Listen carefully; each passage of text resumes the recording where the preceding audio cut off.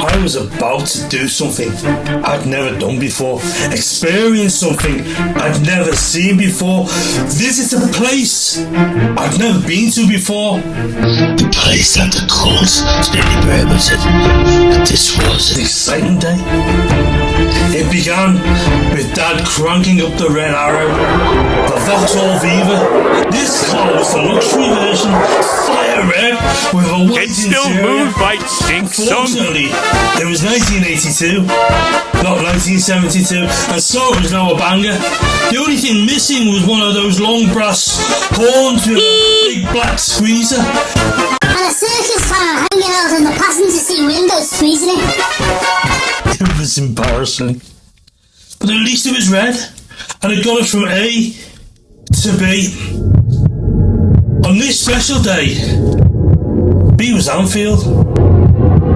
my first football match, but I couldn't contain my excitement.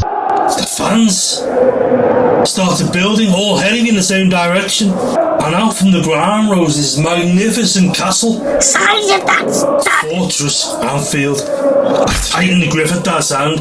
We were now being ushered along by a sea of people. I'd never been surrounded by so many people, and once inside, immediately the sound hit me. Visually, I've never seen so many people all at the same time. But I've never heard a noise like this before. You will never walk alone. I mean, this was biblical. This was electric, and louder than I ever cared to consider. Then the roars, the players ran out. So I put my dad. Hold your hand, Dad. I've never heard a roar this loud. But nothing came close to that first goal. That roar when the ball hit the back of the net, Liverpool made it 1-0. We won. We beat West Brom 2-1. But what I found bizarre was watching the highlights on Match of the Day that evening, knowing I was sitting somewhere inside this tiny TV, now simultaneously viewing the same from my parents' bed. How can you be in two places at the same time? I was just scratching my head. The mind boggles. Unfortunately, in those days, I was a bit of a slow blinking mouth breather. It was part of the upbringing, it was part of being in a cult. Match of the Day, that actually was my second favourite TV programme. The Pièce de Résistance, which gave me my first hero, Simon Bates, was of course Top of the Pops. It was always on a Thursday at 7 o'clock. I had fallen in love with popular music. Set it up, Dad. Until this point, only enjoying hearing it. But seeing it visually was just another level. And then the music videos, you know, Michael Jackson, Billie Jean, when he danced on the pavement and they lit up. Duran Duran, he sang Rio on a yacht in the tropics. This was the year I celebrated my first Liverpool band, the Flock of Seagulls. The lead singer had a head on him like a ship's cat, and they sang the song Ran. What a tune. Then there was Boy George. This was a real eyeful to these untainted TV eyes. Was it a girl or a boy? I didn't know. He looked like a girl, but he sounded like a man. To add to the utter confusion, we then had the Eurythmics with Annie Lennox, whose lead singer looked like a man but sounded like a girl. And they sang Sweet Dreams. But then Christmas came. In 1982. Who's the man in the window, Dad? So special about this Christmas. This was the first time as a family we could enjoy the day without fear of being found out or spending the day walking on eggshells in case a cult leader or his minions came knocking. Unfortunately, we didn't have as much money as we did when we were in the cult. And whilst I pushed hard for a record player that Christmas, my parents couldn't afford to buy me one. But what I got instead, I think, was better, because I ended up getting a Philips tape player and recorder. It looked a little like this. I also celebrated my first ever owned music album, which was Adamant, Friend or Foe. It looked like this. Sounded like that. What was interesting Because I was not allowed to participate in school activities one day, I decided to dress up as that man with a tennis racket. Look at the state of your I son. mined out one of his songs. In my small mind, I was just trying to impress. I was just trying to fit in. No one was wanting to join me, even as a backing band. Let's come back to that record button, that Philips tape recorder. It was a very special button. You had stop, fast forward, rewind, play and record. And if you press play and record at the same time,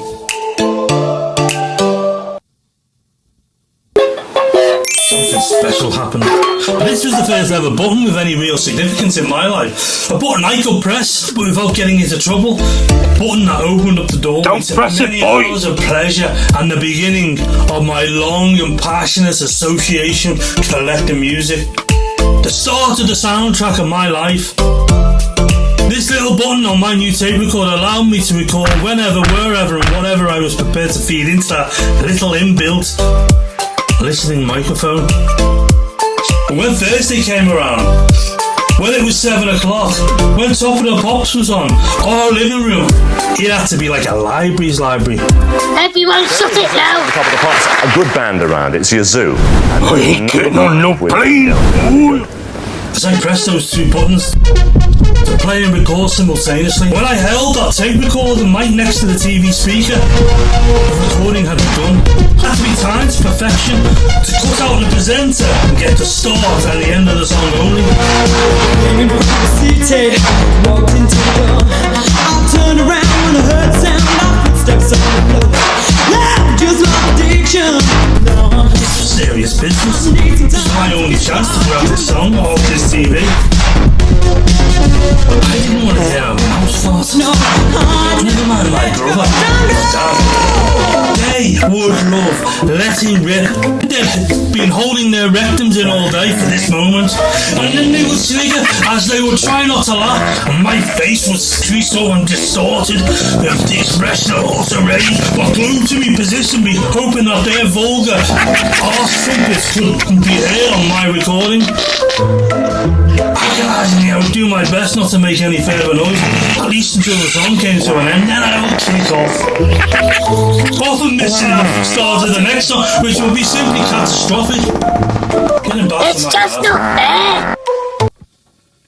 When the slip-on shoe was on the other foot, Dad didn't find the same funny. Don't start me, son.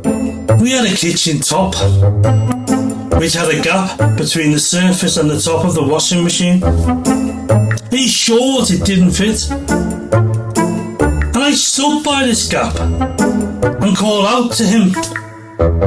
Dad was in his bedroom on his bed, watching the television. Who's a pretty boy then? Secret.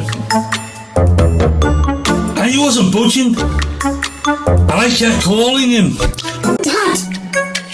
Dad!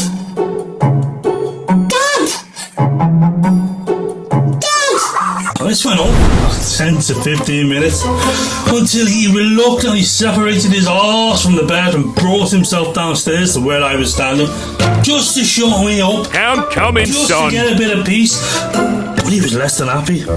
He had been thoroughly disturbed and he wasn't in the best moods. This better be As he important, bent son. down to look under the counter, his head, now positioned where my arse could reach, Why you got stuck, son? as I unlocked the barrels of my gutter gas into his nostrils. You thought you were on my recording at Top of the Pops? Well, that's what you get. Guess what I got? Stiff brush me, I deserved it. Part of our escaping from the cult, Dad would reacquaint himself with some of his close friends. Crazy. Being kicked out. Richard was the most memorable one, but we called him Dick. He was one of the most funniest people I have ever met. Well, he was kicked out because he just couldn't behave. But when he used to come and visit, he would have me laughing in stitches. Was from the Midlands. He knew how much I love Liverpool. Look at me room, Dick.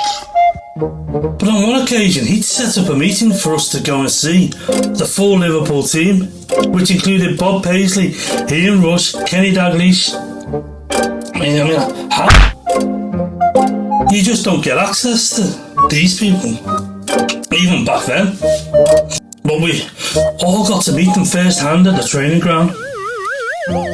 We had come to see them because we thought they were special, then they were. But what was odd was the attention they were giving us. As if we were the professional footballers and they'd come to see us.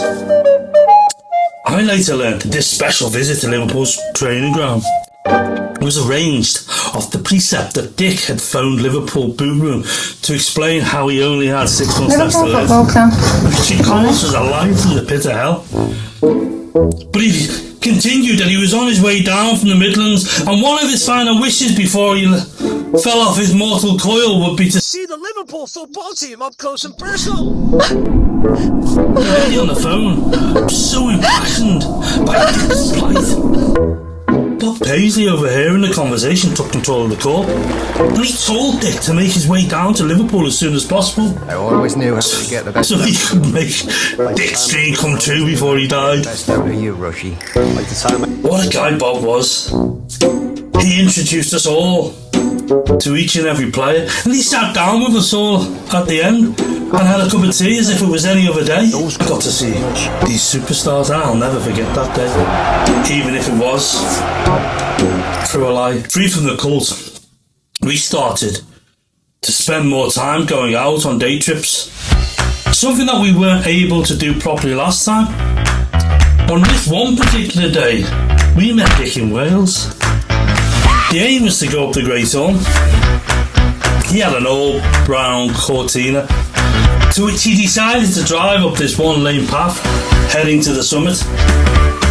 At this particular corner, he had absolutely no right of way, as another car turned into his path.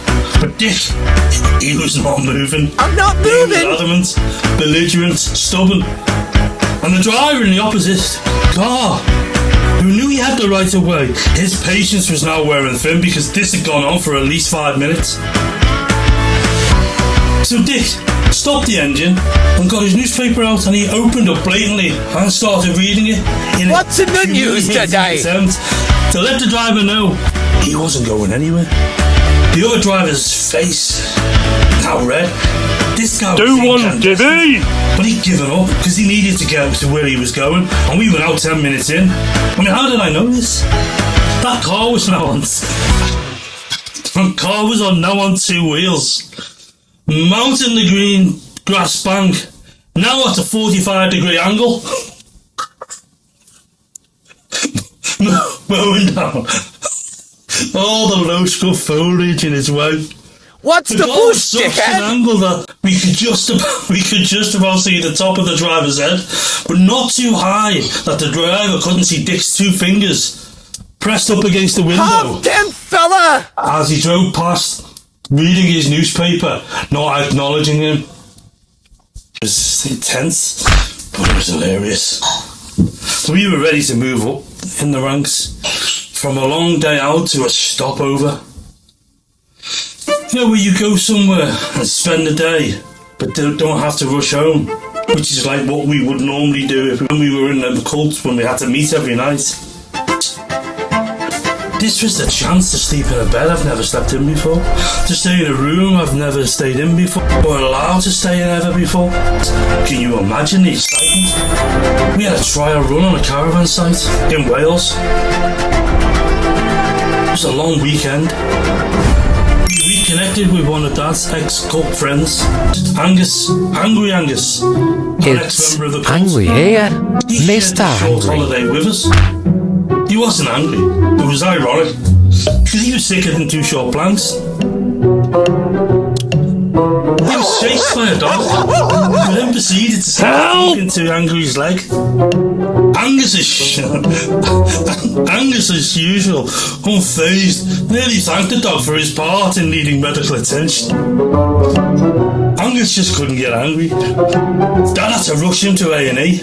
Quick, come on, angry son. Expecting him to be directed to the bitten body part, asking, Where did Angry get bitten? He replied, On the jumpsuit? Angry Angus wasn't used to going to restaurants. No, were we? We still knew enough that when we ordered fresh fish with a side of chips, which came complete with its head and eyes, no batter, plus a piece of turnip origami to decorate the place,